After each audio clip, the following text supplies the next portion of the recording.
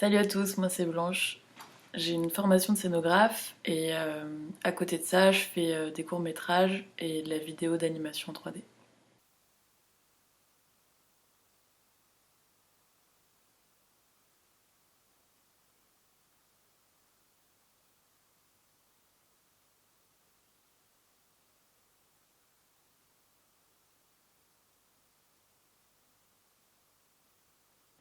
Moi c'est Louise, j'ai fait les Beaux-Arts à Genève, je suis performeuse, je fais du son et j'ai une pratique transdisciplinaire.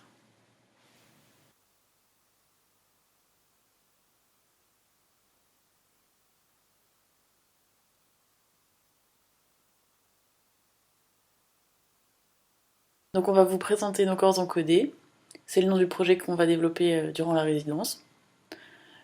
Quand on a commencé ce projet, on est parti du postulat de départ que les femmes sont autant réifiées dans le monde réel que dans le monde virtuel. C'est-à-dire qu'elles sont réduites à des objets de fantasme, elles sont exotisées ou fétichisées. On s'est donc intéressé aux stratégies de résistance mises en place par les femmes et les personnes trans pour transformer ces codes et ces représentations.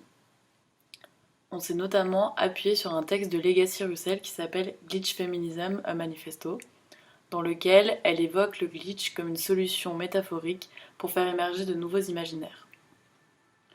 Le glitch est une défaillance électrique ou électronique se répercutant sur le matériel informatique et sur l'exécution des logiciels. C'est ce que vous voyez actuellement à l'image.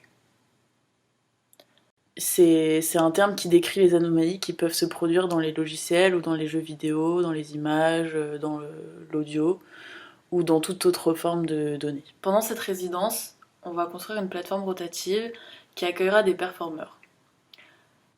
Il y aura un scanner 3D qui sera fixé sur une tige qui tournera autour de la plateforme. Ces mouvements feront glitcher les données perçues par le scanner et produiront des images inhabituelles, altérées.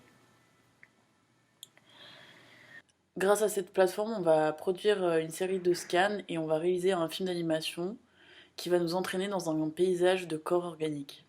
Ça sera comme un monde numérique où les données auront fusionné. Le corps des avatars vont se rencontrer et vont devenir des corps glitch. Parallèlement, on va développer des ateliers pédagogiques dans le village de Dron avec une classe qui va du CP au CM2.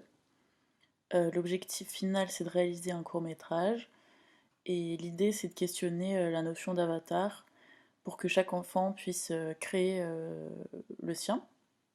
Donc pour y parvenir, on va mener des ateliers d'écriture, de dessin, d'improvisation, de performance, de mise en scène. On va faire un travail sur les voix avec une initiation à l'autotune. On va faire des costumes. Et donc à l'issue de tous ces ateliers, on va faire un petit tournage pour filmer tout ça. Donc les objectifs pédagogiques qui vont être soulevés, ça va être de valoriser le jeu vidéo comme un outil de création, de parler d'identité et de représentation, de créer des histoires, de travailler sur la confiance en soi et pour finir de sensibiliser